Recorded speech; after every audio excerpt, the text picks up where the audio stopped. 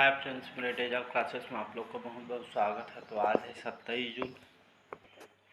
तो 27 जून से जितने भी करंट अफेयर से क्वेश्चन बनेंगे यहाँ से हम कवर करेंगे, जो कि आपके आने वाले एग्जाम के लिए बहुत ज़्यादा इंपॉर्टेंट है।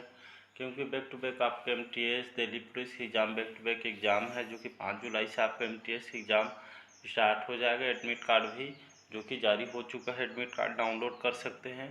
करंट अफेयर आपके हर एग्ज़ाम में काम आता है, चाहे पीएससी, रेलवे, यूपीएससी, बैंक, कोई भी एग्ज़ाम है जो कि करंट अफेयर बहुत ही इम्पोर्टेंट होता है।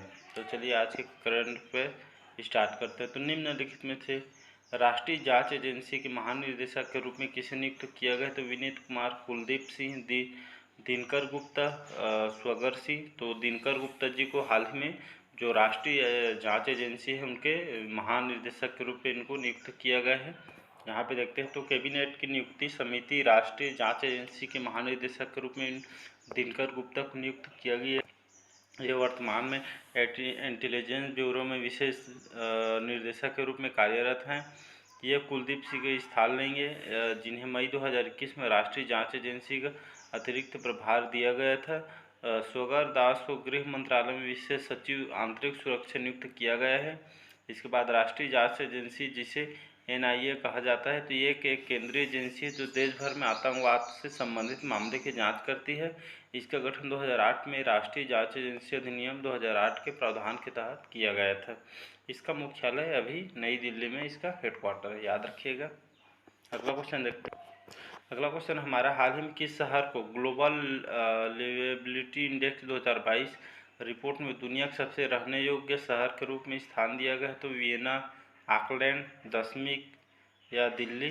तो इसका वियना सही आंसर हो जाएगा, जो कि ग्लोबल लिवेबिलिटी इंडेक्स 2022 रिपोर्ट में दुनिया के सबसे रहने योग्य शहर में जो कि वियना जो कि स्थान इसको दिया गया है।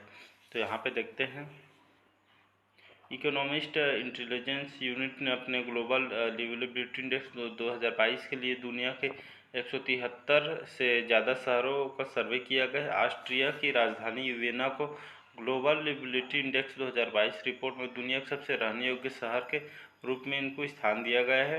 वियना ने न्यूजीलैंड के ऑकलैंड शहर को पछाड़कर योग्य शहर का स्थान हासिल किया है। दिल्ली 140वें रैंक पर और मुंबई को 141 रैंक मिली है। तो दिल्ली जो कि 140 रैंक और मुंबई को 141वीं रैंक जो कि मिली है, याद रखिए। सीरिया की राजधानी दशमिक सूची सबसे नीचे है। इकोनॉमिस्ट इंटेलिजेंस यूनिट द्वारा प्रतिवर्ष ग्लोबल लिवेबिलिटी रैंकिंग प्रकाशित की जाती है। तो इकोनॉमिस्ट इंटेलिजेंस यूनिट द्वारा जो कि यह ग्लोबल लिवेबिलिटी इंडेक्स रैंकिंग जो कि इसके द्वारा लाया जाता है, याद रखिएगा। अगला क्वेश्चन हमारा, हाल ही में जारी नवीनतम फीफा विश्व रैंकिंग में भारतीय फुटबॉल टीम के स्थान क्या है? तो 100, 104, 106, 100D8। तो आंसर 104 सही हो जाएगा, जबकि जारी नवीनतम फीफा विश्व रैंकिंग में जो कि भारतीय फुटबॉल टीम के स्थान है वो 104 स्थान पे है। तो फीफा विश्व रैंकिंग में भारतीय फुटबॉल टीम ने 2 स्थान की छलांग लगातार 104वें स्थान पर पहुँच गई है, जबकि महिला टीम 3 पायदान की छलांग लगाकर 56वें स्थान पहुंच गई है। एशियाई फुटबॉल परिसंघ के सदस्यों में भारत की रैंकिंग 19वें स्थान पर स्थिर बनी हुई है, तो याद रखिएगा। अगला क्वेश्चन हमारा, हाल ही में बाजरा पर राष्ट्रीय सम्मेलन का उद्घाटन किया गया? तो पशुपति कुमार पारस, नरेंद्र सिंह तोमर, प्रहास सिंह पटेल या विशेश्वर टुड्डू? तो प्रहास सिंह पटेल जो कि बाजरा राष्ट्रीय सम्मेलन के इन्होंने उद्घाटन किया गया है। तो केंद्रीय मंत्री प्रहास सिंह पटेल ने बाजरा पर राष्ट्रीय सम्मेलन का इन्होंने उद्घाटन किया है। इसका आयोजन उद्योग निकाय एसोचैम द्वारा नई दिल्ली में the future super food for India विषय पर किया गया है, तो याद रखिएगा। अगला क्वेश्चन हमारा, 27 जून को निम्नलिखित में कौन सा दिवस के रूप में मनाया गया? तो विश्व ब्रेल दिवस, सूक्ष्म लघु और मध्यम उद्यम दिवस, विश्व दलहन दिवस, विश्व जल दिवस।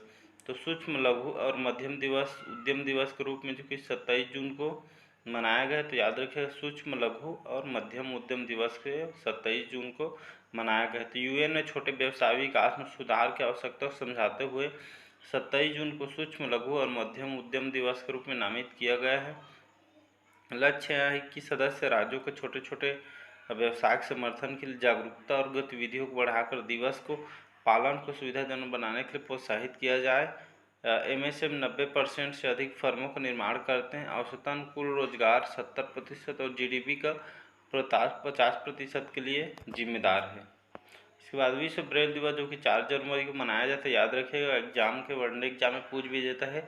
तो 4 जनवरी को विश्व ब्रेल दिवस मनाया जाता है और 10 फरवरी को विश्व दलहन दिवस जो कि मनाया जाता है और विश्व जल दिवस 29 मार्च को मनाया जाता है। ये सब याद रखिएगा क्योंकि ये वनडे एग्जाम में सब पूछा जाता है। अगला क्वेश्चन हमारा, हाल ही में राष्ट्रीय MSME पुरस्कार 2022 किस राज्य को दिया गया है? तो दिल्ली, हरियाणा, बिहार, उड़ीसा। तो उड़ीसा को जो कि राष्ट्रीय MSME पुरस्कार 2022 के लिए इस राज्य को दिया गया है। तो याद रखिएगा, एक्सप्रेशन देखते हैं। उड़ीसा के सूक्ष्म, लघु और मध्यम उद्यम विभाग को राष्ट्रीय MSME पुरस्कार 2022 में प्रथम पुरस्कार से सम्मानित किया गया है। तो इसी तरह बिहार जो कि दूसरा स्थान और हरियाणा जो कि तीसरे स्थान पर हुआ है। राष्ट्रीय MSME पुरस्कार 1983 में स्थापित किया गया है। इसी तरह बात करते हैं उड़ीसा की, तो उड़ीसा की राजधानी है भुवनेश्वर, वहाँ के CM है नवीन पटनायक और वहाँ के गवर्नर हैं गणेशी लाल। तो याद रखिएगा सब क्वेश्चन इंपॉर्टेंट है आपके लिए। अगला क्वेश्चन हमारा, हाल ही में नीति आयोग का CEO किसे नियुक्त किया गया? तो स्वगर दास, सुमित मोहंत, अमिताभ कांत, परमेश्वर अय्यर। तो हाल ही में परमेश्वर अय्यर जी को हाल ही में नीति आयोग का CEO नियुक्त किया गया है। तो परमेश्वर अय्यर को 2 साल की अवधि अगले आदेश तक, जो कि भी पहले के लिए नीति आयोग का नया CEO नियुक्त किया गया है। परमेश्वर अय्यर अमिताभ कांत का स्थान लेंगे, जिनका कार्यकाल 30 जून को समाप्त हो रहा है। अय्यर उत्तर प्रदेश कैडर के एक भारतीय प्रशासनिक सेवा अधिकारी हैं। उन्होंने विश्व बैंक में जल और स्वच्छता पहल में शामिल होने के लिए 2009 में IAS में स्वैच्छिक सेवानिवृत्ति ली थी। इसके बाद उन्होंने 2016 और 2020 के बीच सरकार के स्वच्छ भारत अभियान का नेतृत्व किया है। नीति आयोग के मुख्य कार्यकारी अधिकारी की नियुक्ति प्रधानमंत्री द्वारा एक निश्चित कार्य के लिए की जाती है। उन्हें भारत सरकार के सचिव रैंक पर नियुक्त किया जाता है। अगला क्वेश्चन हमारा, हाल ही में किस देश ने गन कंट्रोल विधेयक पारित किया? तो रूस, भारत, अमेरिका, चीन।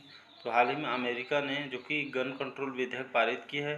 तो अमेरिका सीनेट एक गन कंट्रोल विधेयक पारित किया है, जिसे लगभग 30 वर्षों में सबसे महत्वपूर्ण आग्नेयास्त्र कानून माना जा रहा है। राष्ट्रपति बाइडेन द्वारा कानून पर हस्ताक्षर करने से पहले इसे हाउस ऑफ रिप्रेजेंटेटिव पर पारित करना होगा।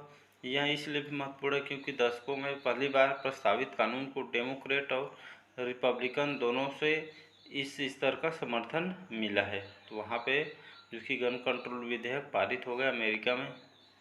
अगला क्वेश्चन हमारा, हाल ही में गुजरात में खेल मंत्रियों के 2 दिन के राष्ट्रीय सम्मेलन का उद्घाटन किसने किया? तो मुख्तार अब्बास नकवी, रामचंद्र प्रसाद, नारायण तातू राणे, अनुराग ठाकुर। तो हाल ही में गुजरात के खेल मंत्री 2 दिन के राष्ट्रीय सम्मेलन का उद्घाटन अनुराग ठाकुर जी ने किया है। यहाँ पे युवा कार्य और खेल मंत्री अनुराग ठाकुर ने गुजरात के केवड़िया में राज्यों को खेल मंत्रियों को 2 दिन के राष्ट्रीय सम्मेलन का उद्घाटन इन्होंने किया है।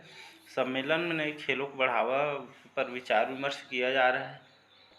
इसमें विभिन्न राज्यों के प्रतिनिधियों ने भी खेलो इंडिया योजना पर अपना विचार व्यक्त किए हैं। अगला क्वेश्चन हमारा, निम्नलिखित में से अंतर्राष्ट्रीय नशा निरोधक दिवस कब मनाया गया है? तो 25 जून, 26 जून, 27 जून, 28 जून। तो हाल ही में 26 जून को अंतर्राष्ट्रीय नशा विरोधक दिवस के रूप में मनाया गया है। तो हर वर्ष 26 जून को अंतर्राष्ट्रीय नशा विरोधक दिवस के रूप में मनाया गया है।